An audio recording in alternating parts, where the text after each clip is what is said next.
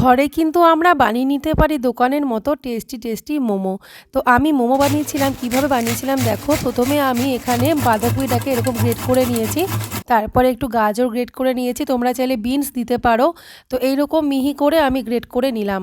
যদি এইরকম ঘষে নেওয়ার কোনো কিছু না থাকে তোমাদের ঘরে, তো হাতেও তোমরা একদম ঝিরিঝিরি করে নিতে পারো। তারপরে এখানে দেখো ময়দাটা আমি মেখে নিলাম সিম্পলভাবে, একটুখানি লবণ দিয়ে, সামান্য একটু তেল দিয়ে, ময়ম দিয়ে ময়দাটা মেখে নিয়েছি। আর ময়দাটা যখন তোমরা মাখবে জল দিয়ে, তখন কিন্তু একেবারে নরম করবে না, একটু হালকা একটু শক্ত রাখবে আর কি। তো রেস্টে রেখে দিয়ে এবারে আমি দেখো স্টাফিংটা বানাচ্ছি মোমোর ভেতরে যেটা দেব। অল্প তেল দিয়েছি কড়াইতে, একটুখানি আদা গ্রেট করে দিয়েছি। তারপরে এখানে এই যে বাঁধাকপি কুচি আর গাজর কুচিটা একসাথে করে দিয়ে দিলাম। তারপরে একটু কাঁচা লঙ্কা কুচি দিলাম, আর এর মধ্যে আর কিছু দেবো না। এখন আমি একটু নাড়াচাড়া করব। লবণ দিলে জল কেটে নরম হয়ে যাবে, লবণটা আমি সবার লাস্টে দেবো। তারপরে কিছুটা পরিমাণে আমি গোলমরিচের গুঁড়ো বানিয়ে নিলাম, 10-12টা মতো গোলমরিচ থেতো করে গুঁড়ো করে ওটা আমি দিয়ে দিয়েছি বাঁধাকপি কুচি যে স্টাফিংটা বানিয়েছি তার মধ্যে। তো লবণটা আমি লাস্টে দিয়ে নাড়িয়ে চাড়িয়ে রেখে দিলাম।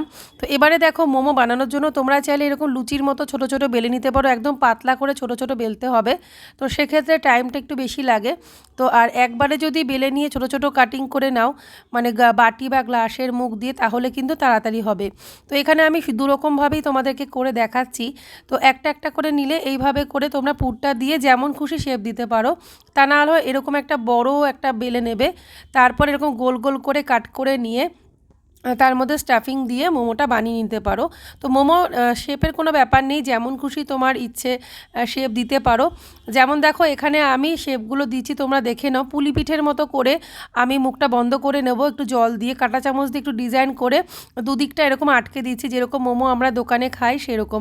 যদিও আমরা খাই না, আমরা যেহেতু ভেজিটেরিয়ান দোকানের মোমো খাই না, তোমাদেরকে বলছি আর কি। দোকানে দেখবে এই রকম শেপের মোমোই কিন্তু পাওয়া যায়। হ্যাঁ, অনেক রকমই পাওয়া যায়, তবে এই শেপটাই মনে হয় বেশি হবে।